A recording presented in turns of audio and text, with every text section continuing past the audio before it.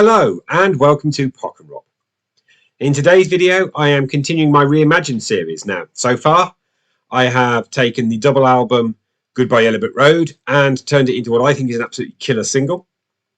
I have considered a fantasy album such as what Wings might have done for an 8th record, based on material that was either featuring someone like Denny Lane or had been rehearsed or practiced by Wings in 1980.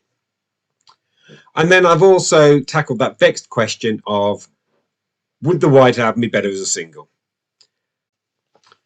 So today's video is sticking with the Beatles, and I'm considering what might we have got had the Beatles stayed together and done a 13th album after the release of Let It Be in 1970. This question has been considered by lots of people over time, and one of my reference points is Andrew Grant Jackson's excellent book, Still the Greatest, a really enjoyable read. But I've got a different version for that 13th album. So without further ado, let's dive straight in, and taking my template as the Revolver album, I'm going to kick off with a George song. And that for me is What Is Life from All Things Must Pass. I love this song. I think it's my favourite thing on the whole of the All Things Must Pass album. It's driven, it's punchy, and I think it would do the Beatles could have done a great job on this. Now this is known to have been written in around about 1969, and I think the Beatles could have done a great job on it. The next track on my fantasy album is Instant Karma. Now, the Beatles never had anything to do with this. This was a John composition that he decided to record and release as a single as quickly as possible, produced by Phil Spector. It was recorded and released within a week, and it was in 1970, but stretching those bounds a little bit, had he brought it to the group, had the group still been thought of as a going concern at this point, then I think we'd have got a Beatle version of a song as strong as Instant Karma. Again, stretching the bounds of what they had practiced or gone through. My next track is McCartney. Now, it comes from the McCartney record. He never brought many of the songs that were on there to the Beatles at any point, but I've picked Every Night. I think Every Night is a really, really good song about his depression about the Beatles breaking up. Would we have got it had they not been? Maybe, maybe not. I mean, he went into that reclusive period in 69, which is when he wrote some of this stuff. If there'd been a happy atmosphere, had we been looking at them staying together, then I think he could well have brought Every Night to the group and suggested, let's have a listen to see how this would work out. Now, the next track is from Lennon's 1971 album Imagine, and it's Jealous Guy.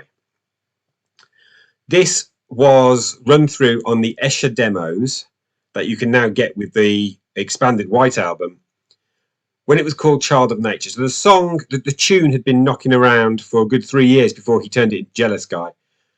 Whichever version you put on, it's one of Lennon's very best melodies. I think pull that one out, Beatles would have done a good number on Jealous Guy or Child of Nature. Track 4 is like Child of Nature. It was run through on the Escher demos, and that's Junk from the McCartney debut album. The Beatles never really had a go at this. He obviously kept that in his back pocket, and the Escher demos version is almost identical to what was eventually on McCartney in 1970. Given the Beatle treatment, it's White Album quality, in my view, and so definitely could have fitted on this 13th fantasy album. Returning to George again for track 5 on side 1, and it's a song that I discovered he wrote about Bob Dylan, and Bob Dylan going into a reclusive period post John Wesley Harding and having a certain amount of writer's block, and it's Behind That Locked Door.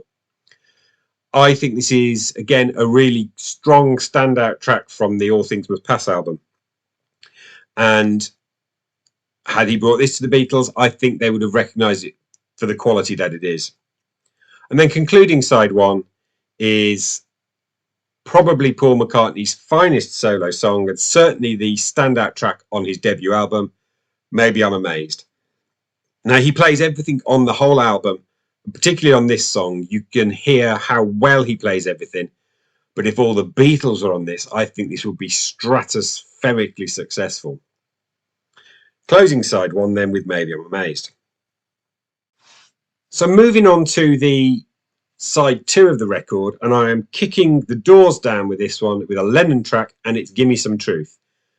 I'm recording this on the day that they have formally announced the Let It Be box set release for the 51st anniversary. And I discovered that an acoustic version of this was demoed in the Get Back sessions in 1969. I really think that had they stuck together, a band version of Gimme Some Truth would have seriously knocked it out of the park. It's classic Lennon. It's great melody again, great words, an absolute barnstorm, kick the doors open, first track on side 2. Now, every Beatles album, with the exceptions of Let It Be and A Hard Day's Night, had a Ringo song on. Ringo usually sang one. On a few albums towards the end of their time together, he also wrote one. And I think we'd be looking at a Ringo written song. What I've selected is something that started out as a song by George, and then Ringo took it up and carried it on and put the lyrics on. It's Don't Come Easy. I think this is a great single by Ringo and would have been given a proper treatment by the Beatles, like Octopus's Garden was given a great treatment. And I think Don't Come Easy could have been a cracking Ringo song for side 2. And then we come to a brace of Paul tracks, again known to have been knocking around for a while or played in the Get Back sessions, the first of which is Teddy Boy. Now, personally, I don't particularly like Teddy Boy, but it's known to have been involved in the Get Back sessions and almost made it onto a Beatle album when it was included in the Glyn Johns mix of the Get Back album from 1969. So this was touching distance of actually being a Beatle track. So definitely a candidate for this album. And then following on from that, keeping the rock and roll ethic of the fact that Teddy Boy is about a teddy boy, is Hot as Sun from McCartney. McCartney wrote this back in 1959. The Beatles did have a go at it. There were some lyrics that were thrashed out as a possible inclusion again around about the 1969 sessions, but it never went anywhere. And then it became the instrumental and possibly Paul's strongest ever instrumental on his debut album. The next track was again a revelation to find out that this had been knocking around since 68, 69, and it is from, again, Imagine, and it's a John song. It is Oh My Love. When John was in the right mood, he could really turn his hand to a beautiful ballad, and this is one of them. Oh My Love from Imagine is an absolutely gorgeous song, and it showcased the softer side of John, which came out from time to time on pretty much every Beatle album. You've got things like Because, a beautiful love song. You've got Julia. He could write beautiful ballads when he wanted to, and Oh My Love's one of them. Now, the next pick is, again, a song that I'm not a huge fan of, although I admire it, and it's from Ram, and it is Backseat of My Car by Paul. Again, this was known to have been brought as a melodic demo in those 69 Get Back sessions. A little bit of time, a little bit of distance, a little bit of work by the Beatles as a band, we would have had a great song. It is a good song anyway, but this would have been a great version of it. Backseat of My Car.